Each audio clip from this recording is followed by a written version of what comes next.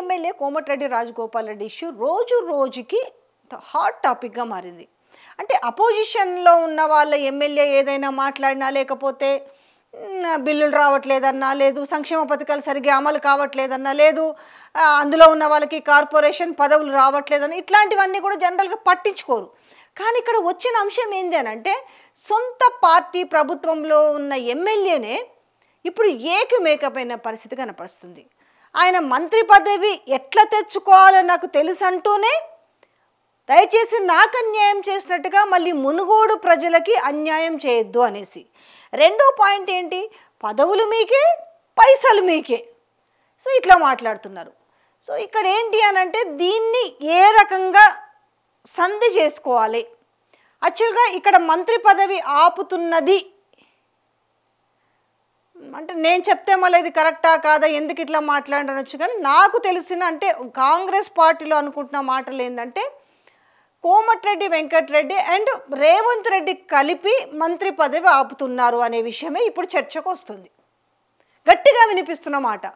జనరల్గా అంటే మిగతా మంత్రులందరూ కూడా ఈయనకి మంత్రి పదవి ఇస్తామని చెప్పే బీజేపీలో నుంచి కాంగ్రెస్కి తీసుకొచ్చుకున్నారు మళ్ళీ అనే మాట ప్రతి ఒక్కరు కూడా ఒప్పుకుంటున్న మాట. కాకపోతే ఏంది, లేదు అంటే మా తమ్మునికి మంత్రి పదవి వద్దు అనేసి అనిపించేలా రేవంత్ రెడ్డి అక్కడి నుంచి గేమ్ స్టార్ట్ చేసిండు అనేసి. అయితే ఇక్కడ జరిగింది ఏంటంటే, రాజగోపాల్ రెడ్డి కూడా రేవంత్ రెడ్డిని నమ్మిండు. నమ్మకపోయి ఉంటే ఖచ్చితంగా భువనగిరి పార్లమెంటు సీటుని గెలిపించుకునేవాడైతే కాదు. ఎవరేం మాట్లాడినా కూడా కొంతమంది అక్కడి నుంచే ఫోన్స్ ఇస్తూ మాట్లాడుతున్నారు కదా, లేదు యాక్చువల్గా రాజగోపాల్ రెడ్డి లేకపోయినా కూడా ఆ సీటు అద్భుతంగా గెలిచేవాళ్ళు అనేసి. ఆయన గెలిచేవాళ్ళు ఓడిపోయేవాళ్ళు అనేది ఆ పార్లమెంటు నియోజకవర్గ ప్రజలందరికీ తెలిసిన విషయం. 2 గంటలు ఇంటికి పోయి రేవంత్ రెడ్డి ఆయన శిష్యుని గెలిపించుకోవడానికి, నీకు మంత్రి పదవి ఒకవేళ ఎవరు అటు ఇటు హ్యాండ్ ఇచ్చినా నేను మాత్రం పక్కా మీకు మంత్రి పదవి ఇవ్వడంలో ఎట్లాంటి తాత్సారం చెయ్యను అని చెప్పేసి మాటిచ్చి బుజ్జగించుకొని బతిలాడుకొని చాలాసేపు మాట్లాడుకొని వాళ్ళ ఇంట్లో లంచ్ చేసుకొని వచ్చారు.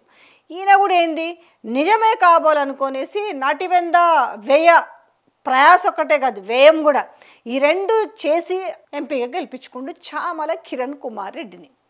కానీ ఏమైంది, మళ్ళీ కథ మొదటికి వచ్చింది.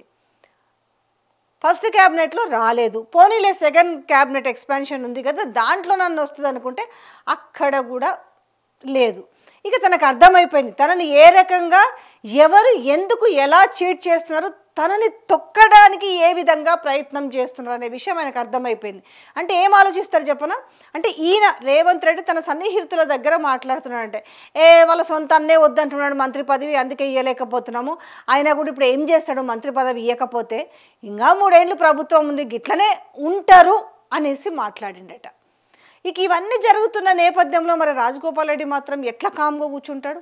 నేను ఒక సీనియర్ లీడర్ని, నేను ఒక మంచి నాయకుడిని, ఒక స్టేచర్ ఉన్న నాయకుడిని, మాస్ లీడర్ని, అలాంటిది నన్ను ఈ రకంగా పక్కన పెడతారా, మిగతా వాళ్ళందరూ కూడా సపోర్ట్ చేసిన నేపథ్యంలో ఇక్కడ వీళ్ళిద్దరు కుమ్మక్కై మీన్స్ ఇక్కడ కోమటిరెడ్డి వెంకటరెడ్డిని రెచ్చగొడుతున్నది రేవంత్ రెడ్డి అనేది అక్కడ జరుగుతున్న చర్చ. మరి ఈ విషయంలో ఎందుకంటే కోమటిరెడ్డి అంటే ఆ మాటకి బలం చేకూర్చడానికి ఇటు కోమటిరెడ్డి వెంకటరెడ్డి కూడా అవును కరెక్టే మా తమ్మునికి మంత్రి పదవి ఇస్తానన్నారు, నిజంగా ఇవ్వాలి కదా అనే మాట ఆయన కూడా మాట్లాడలేదు. ఈ విషయం నాకు తెలియదు, ఓకే హైకమాండ్ ఇస్తే ఓకే అనేది ఆయన అంతవరకే ఒక లైన్ మాట్లాడు ఉన్నాడు. కానీ టోటల్గా ఇక్కడ బ్రదర్ పోయి మొత్తం కూడా సీఎం లైన్లోనే ఉన్నాడు, వాళ్ళిద్దరు హాట్ టచ్లోనే ఉన్నారు.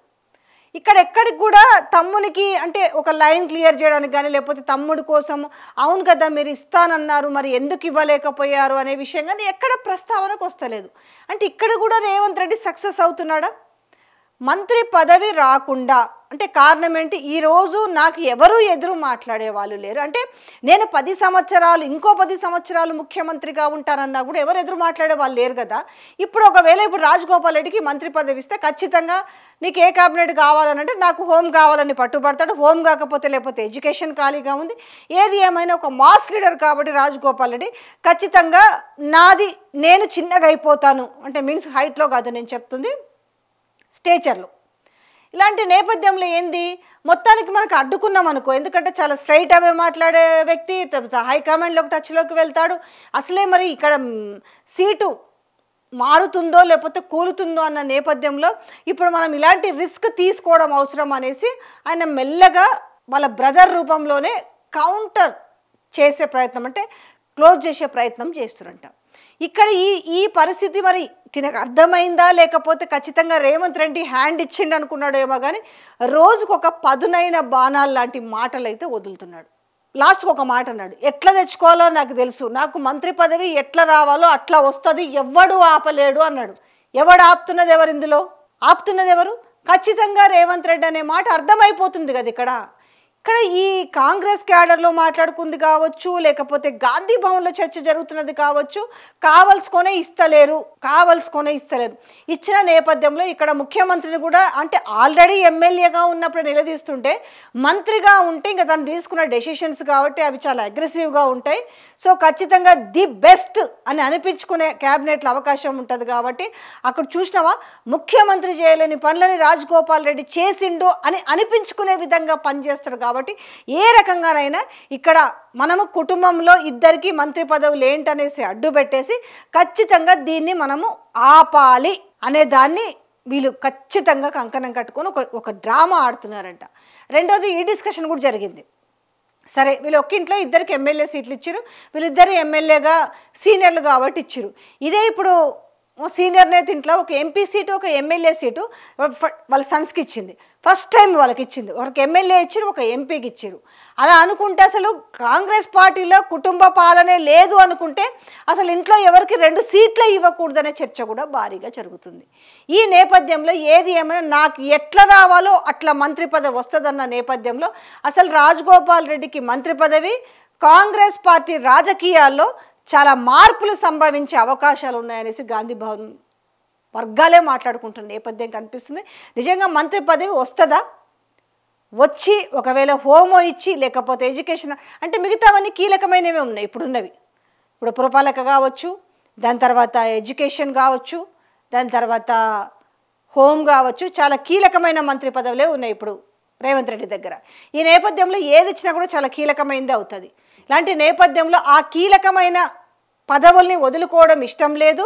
ప్లస్ రేపు ఎట్టి పరిస్థితిలో నన్ను లెక్క చేయడు కాబట్టి దీన్ని రాకుండా చేసే ప్రయత్నమేమో నేను చేస్తాను ఈయన కంకణం కట్టుకున్నాడు.